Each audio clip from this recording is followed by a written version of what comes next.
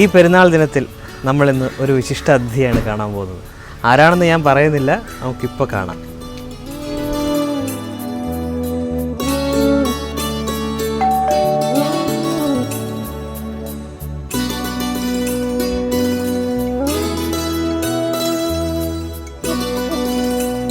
നമസ്കാരം സാർ. നമസ്കാരം.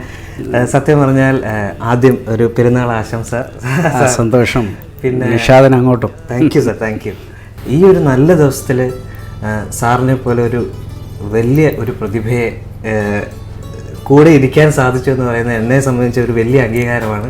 നിഷാദുമായിട്ട് ഇരിക്കാൻ പറ്റിയില്ല, എനിക്കും സന്തോഷം. ഞാനൊരു പാട്ടുകാരൻ, എനിക്ക് പാട്ടിലൂടെ സഞ്ചരിക്കാൻ താല്പര്യമെങ്കിൽ പോലും CH മുഹമ്മദ് സാഹിബിൻ്റെ മകൻ എന്നുള്ള രീതിയിൽ ഒരു വലിയ രാഷ്ട്രീയ പാരമ്പര്യമുള്ള സാറ്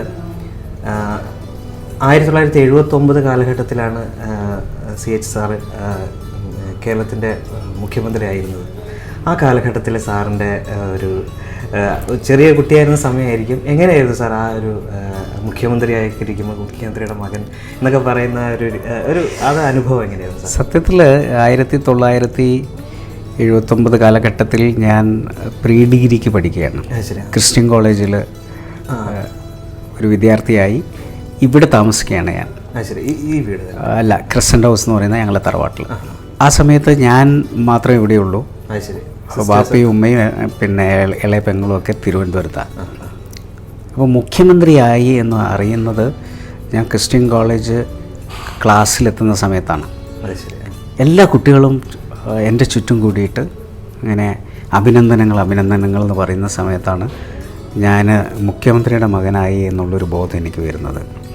കാരണം തലേദിവസം രാത്രിയാണ് തീരുമാനം ഉണ്ടായത്. പത്രങ്ങളിൽ കേരളത്തിൻ്റെ മുഖ്യമന്ത്രി CH എന്നൊക്കെ അടിച്ചു വന്നിട്ടുണ്ട്. പക്ഷെ അതിൻ്റെ ഒരു ഗൗരവം ഞാൻ അപ്പോഴും ഉൾക്കൊണ്ടിട്ടില്ല. കുട്ടികളെല്ലാം എൻ്റെ പിന്നാലെ നടന്ന് ഇങ്ങനെ ഇതൊരു വലിയ സംഭവമാണെന്ന് എനിക്ക് തോന്നുന്നത്. അവർ അഭിനന്ദനങ്ങൾ, മിഠായി വേണമെന്ന് പറയുന്നു, അങ്ങനെ മിഠായി വാങ്ങി കൊടുക്കുന്നു. അപ്പോഴാണ് ഒരു ചെറിയ ഉൾപ്പൊളകം ഉണ്ടാവും. അപ്പോൾ സത്യത്തിൽ ഞാൻ സത്യപ്രതിജ്ഞ ചടങ്ങിന് പോലും പോകാൻ ആലോചിച്ചിട്ടേ ഇല്ല. അത് കഴിഞ്ഞ് എന്നെ ബാപ്പയുടെ ഏറ്റവും അടുത്തൊരു സുഹൃത്ത് ഡോക്ടർ മുഹമ്മദ് കോയ വിളിച്ചിട്ടാണ് പറയുന്നത്, അല്ല നീ ഇവിടെ നിൽക്കുകയാണോ, തിരുവനന്തപുരത്ത് സത്യപ്രതിജ്ഞയ്ക്ക് പോകണ്ടേ എന്ന് പറയുമ്പോഴാണ് അങ്ങനെ ഒരു ചടങ്ങിൽ ഞാൻ പങ്കെടുക്കണമല്ലോ എന്ന് മനസ്സിലാവുന്നതും. അദ്ദേഹം ടിക്കറ്റ് എടുത്തിട്ട് എന്നെ തീവണ്ടിയിൽ തിരുവനന്തപുരത്ത് കൊണ്ടുപോയിട്ടാണ് ഞാൻ ആ ചടങ്ങിൽ പങ്കെടുക്കുന്നത്. അത് ശരി.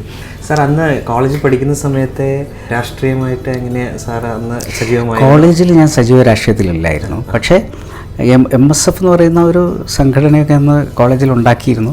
അപ്പോൾ അത് കോളേജിൻ്റെ ഒരു ക്യാമ്പസിലുള്ള ഒരു വിദ്യാർത്ഥി രാഷ്ട്രീയം എന്ന് പറയുന്നത് ഒരു വ്യത്യസ്തമാണല്ലോ.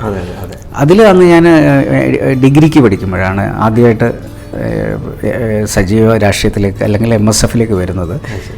അങ്ങനെ MSFൻ്റെ ക്ലാസ് റെപ്പായിട്ട് അന്ന് ഞാൻ മത്സരിച്ച് ജയിച്ചു. പിന്നെ അത് നിർത്തി. പിന്നെ പഠനത്തിന് വേണ്ടിയിട്ട് ബാംഗ്ലൂരിൽ പോയി. തിരിച്ച് മെഡിക്കൽ കോളേജിൽ വന്നപ്പോൾ അവിടെ ഒരു സജീവ രാഷ്ട്രീയം ഇല്ല. പിന്നെ ഞാൻ രാഷ്ട്രീയത്തിലേക്ക് കിടക്കുന്നത് മെഡിസിൻ കഴിഞ്ഞ ശേഷമാണ്. ആരെങ്കിലും രാഷ്ട്രീയ ഗുരുവായിട്ടോ അങ്ങനെ എന്തെങ്കിലും? എൻ്റെ രാഷ്ട്രീയ ഗുരു എന്ന് പറയുന്നത് അടിസ്ഥാനപരമായി നോക്കുകയാണെങ്കിൽ വാപ്പ തന്നെയാണ്. കാരണം ഞാൻ കണ്ടുപിടിച്ചതും പ്രസംഗങ്ങൾ ആദ്യം കേട്ട് വളർന്നതുമൊക്കെ വാപ്പയുടെ കൂടെ പണ്ട് കുട്ടിയായിരിക്കുമ്പോൾ തന്നെ ഞാൻ യോഗങ്ങളിൽ പോകാറുണ്ടായിരുന്നു. എന്നെ വെറുതെ കൂടെ കൊണ്ടുപോകും. അപ്പോൾ വാപ്പയുടെ പ്രസംഗം കേൾക്കും, ജനങ്ങളുടെ ആരവം കാണും.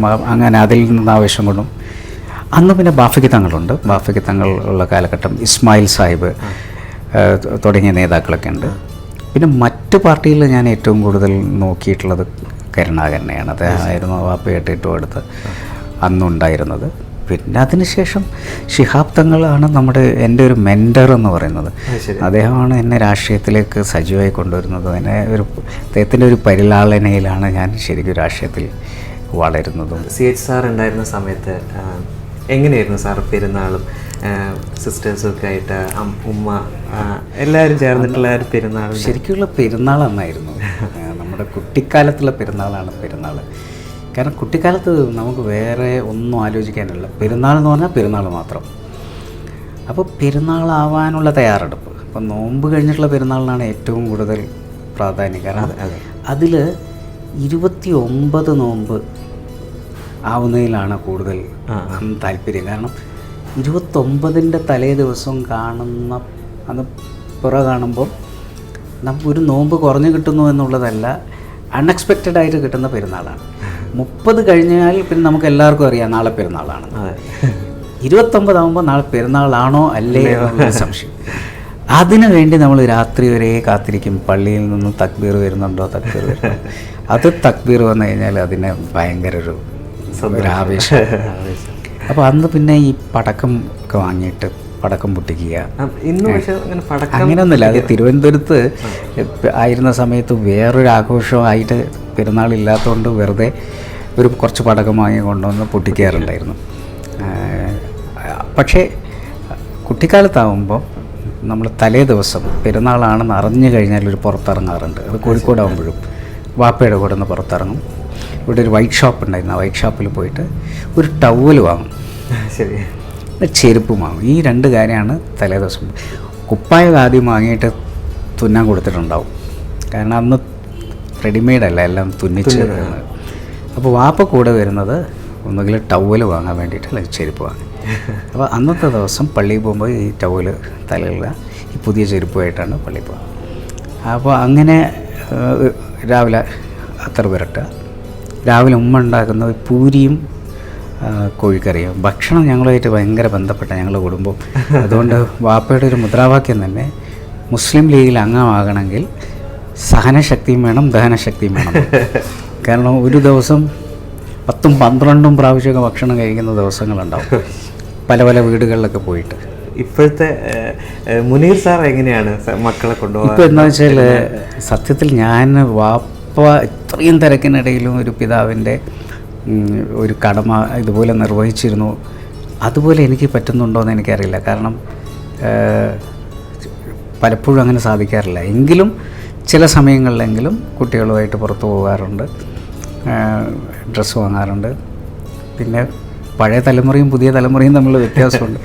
അവരുടെ എല്ലാം തിരഞ്ഞെടുപ്പുകൾ അവരുടേത് തന്നെയാണ് എന്നുള്ളത് കൊണ്ട് ചിലതൊക്കെ അവർ തന്നെ, ഞങ്ങൾ തന്നെ പോയി തിരഞ്ഞെടുത്തോളാം എന്നുള്ളൊരു നിലപാടാണ്. എങ്കിലും ചില സന്ദർഭങ്ങളിലെങ്കിലും കുടുംബമായിട്ട് പുറത്തൊക്കെ പോയി ഒന്നിച്ച് സാധനങ്ങൾ വാങ്ങാനൊക്കെ ശ്രമിക്കാറുണ്ട്. ഉമ്മയുടെ ഇപ്പം ബാപ്പയെ പറ്റി ഒരുപാട് പറഞ്ഞു, ഉമ്മയെ പറ്റി എന്തെങ്കിലും? ഉമ്മയുടെ അങ്ങനെ എന്തെങ്കിലും? ഉമ്മയുടെ ഭക്ഷണത്തിനൊക്കെ പ്രത്യേക രുചിയായിരുന്നു. അത് ഉമ്മയുടെ കൈപ്പുണ്യം. അതുകൊണ്ടാണ് ഞാൻ പറഞ്ഞത്, എല്ലാ പെരുന്നാളായാലും രാവിലെ ഒരു പൂരിയും കോഴിക്കറിയും ഉണ്ടാവും.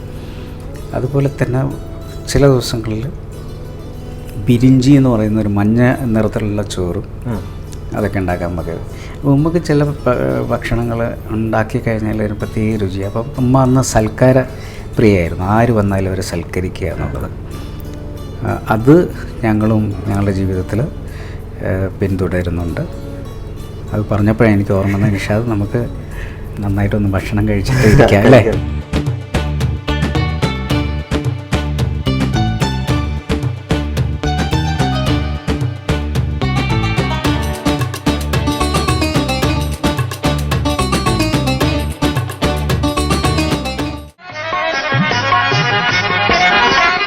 നിഷാദ്, പെരുന്നാളിന് 2 അതിഥികളുണ്ട്. അതെ, അതിഥികൾ എന്ന് പറയാൻ പറ്റില്ല, ഒരു നമ്മുടെ കുടുംബത്തിലെ അംഗങ്ങൾ. ഇതെൻ്റെ അനിയനാണ്, എൻ്റെ വാപ്പയുടെ അനുജൻ്റെ മകൻ നാസർ. ഇതെൻ്റെ ചെറുപ്പകാലം മുതലുള്ള സുഹൃത്ത് നജീബ്. പെരുന്നാളിന് ഞങ്ങൾ ഇടയ്ക്ക് കൂടും. കാരണം ഇപ്പോൾ നജീബും 10-30 വർഷത്തെ സൗഹൃദമാണ് ഞങ്ങൾ.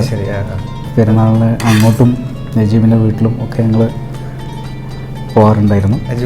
പറയാനുണ്ടാവല്ലോ എന്തെങ്കിലുമൊക്കെ. പെരുന്നാൾ ദിവസങ്ങളിൽ ഉച്ചയ്ക്ക് നമ്മൾ സാധാരണ വീട്ടിൽ നിന്നാണ് ഭക്ഷണം. അത് കഴിഞ്ഞിട്ട് നമ്മൾ ഒന്നായിട്ട് കൂടി കുറേ സ്വറകളൊക്കെ പറഞ്ഞു. പെരുന്നാൾ ആഘോഷം ഞങ്ങളത് അതാണ്. സാധാരണ ഇഷ്ടപ്പെട്ട വിഭവങ്ങൾ എന്തൊക്കെയാണ്, അല്ലെങ്കിൽ ഏറ്റവും ഇഷ്ടപ്പെട്ട ഭക്ഷണം? ഭക്ഷണം എന്ന് പറയുന്ന ഒരു വലിയ റേഞ്ച് ഉണ്ട്. പക്ഷേ ചിലതൊക്കെ കഴിച്ചപ്പോൾ ബിരിയാണി ഒരു കാലഘട്ടത്തിൽ എനിക്ക് ഭയങ്കര ഇഷ്ടമായിരുന്നു. പക്ഷെ ഇപ്പോൾ എവിടെ ചെന്ന് കഴിഞ്ഞാലും ബിരിയാണി ഒക്കെ ആയതുകൊണ്ട് ഇപ്പോൾ വീണ്ടും സദ്യയിലേക്കൊക്കെ ഇഷ്ടം തിരിഞ്ഞിരിക്കുകയാണ്. അപ്പോൾ ഇപ്പം എനിക്ക് ഏറ്റവും ഇഷ്ടം നല്ല സദ്യ കഴിക്കാന്നുള്ളതാണ്. നമ്മൾ ഒരു പഠിച്ചു വന്ന ശീലമുണ്ട്, പെരുന്നാളിന് ബിരിയാണി. അപ്പോൾ അതുകൊണ്ട് പെരുന്നാളിന് മിക്ക വീടുകളിലും ബിരിയാണി ആയിരിക്കും. രാവിലെ പത്തിരി ഉണ്ടാവും, കോഴിക്കറി ഉണ്ടാവും. പത്തിരി കോഴിക്കറി രാവിലെ. കോഴിക്കോടൻ ബിരിയാണി എല്ലാ സ്ഥലത്തും ഭയങ്കര famous ആണ്. അത് ചില സ്ഥലങ്ങളുണ്ട്. ഇപ്പം പണ്ട് ബോംബെ ഹോട്ടൽ ബിരിയാണിയുടെ ഒരു കേന്ദ്രമായിരുന്നു. നമ്മുടെ ലീഗ് ഓഫീസുകളൊക്കെ ഈ ബോംബെ ഹോട്ടലിനെ ചുറ്റിപ്പറ്റി തന്നെ ഉണ്ടാക്കാൻ കാരണം ബോംബെ ഹോട്ടൽ അവിടെ ഉള്ളത് എന്നൊരു പ്രചരണമുണ്ട്. പിന്നെ നമ്മുടെ ഇവിടുത്തെ കൾച്ചറിൽ പലരും വന്നല്ലോ ഇവിടെ. പോർച്ചുഗൽ വന്നു, അറബ് വന്നു, അതുപോലെ തന്നെ ബ്രിട്ടീഷ് ഭരണമുണ്ടായി, ഫ്രഞ്ച് ഭരണമുണ്ടായി. അപ്പോൾ ഇവരെല്ലാം കൊണ്ടുവന്നിട്ടുള്ള വിഭവങ്ങളുണ്ട്. അപ്പം അതുകൊണ്ട് ഈ മേഖല കോഴിക്കോട്, മാഹി, തലശ്ശേരി മേഖലയിൽ എടുത്തു നോക്കിക്കഴിഞ്ഞാൽ ഭക്ഷണത്തിൽ ഭയങ്കര റിച്ചായിട്ട് കാണാം. ഉദാഹരണത്തിന് മുട്ടമാല എന്ന് പറയുന്നൊരു വിഭവമുണ്ട്. മുട്ടമാല എന്ന് പറയുന്നത് നമുക്കറിയില്ല എവിടെ നിന്ന് വന്നു, പക്ഷേ അത് പോർച്ചുഗലിൽ നിന്ന് വന്ന ഫുഡാണ്. അതുപോലെ അലിസ എന്ന് പറയുന്നത് അറബ് ഫുഡാണ്.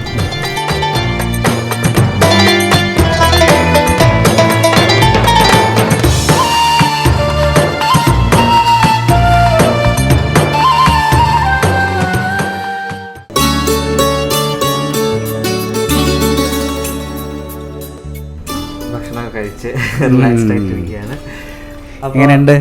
നല്ല സൂപ്പർ ആയിട്ടുണ്ട്. അത് പറയേണ്ട ആവശ്യമില്ല. ആ പാരമ്പര്യം ഭക്ഷണത്തിലുണ്ട്, അത് ഞാൻ മനസ്സിലാക്കണം, ഉമ്മയുടെ പാരമ്പര്യം.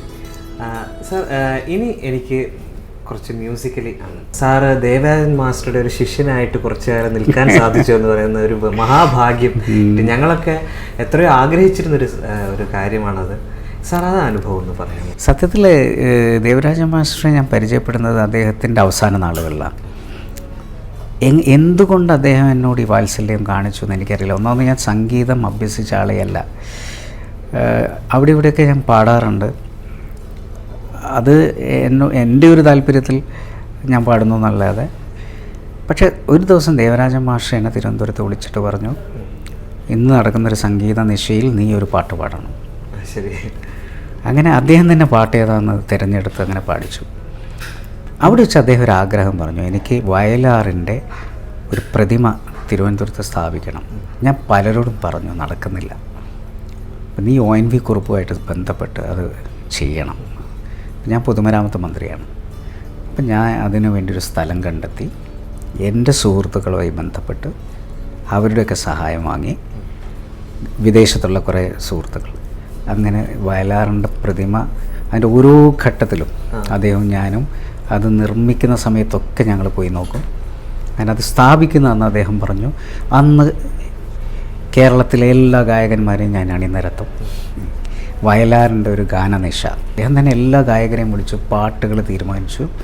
ആ കൂട്ടത്തിൽ അദ്ദേഹം എനിക്ക് വേണ്ടി ഒരു പാട്ട് തിരഞ്ഞെടുത്തു, ഒരിടത്ത് ജനനം ഒരിടത്ത് മരണം. ആ പാട്ട് തെറ്റാൻ പാടില്ല, അതുകൊണ്ട് ഞാൻ പാടിത്തരും, നീ പഠിച്ചത് മറക്കുക, ഞാൻ പാടിത്തരും എന്ന് പറഞ്ഞാൽ അദ്ദേഹം ഒരു ചെറിയ റെക്കോർഡ് പ്ലെയറിൽ അതെടുത്ത്, അദ്ദേഹം പഴയ കാലത്തുള്ള റെക്കോർഡ് പ്ലെയർ അതിലാണ് അദ്ദേഹം എടുത്ത് അദ്ദേഹം പാടി, എന്നെ കൊണ്ട് കൂടെ പാടിച്ച്.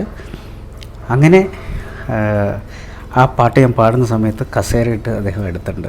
എല്ലാ സംഗീതത്തിൻ്റെ സാമ്രാട്ട് എന്നൊക്കെ വിശേഷിപ്പിക്കാവുന്ന ഇരിക്കുന്ന സദസ്സിൽ സംഗീതത്തിൻ്റെ ബാലപാഠം അറിയാത്ത ഒരാളെ കൊണ്ട് അദ്ദേഹം പാടിച്ചു എന്നുള്ളത് എനിക്കിപ്പോഴും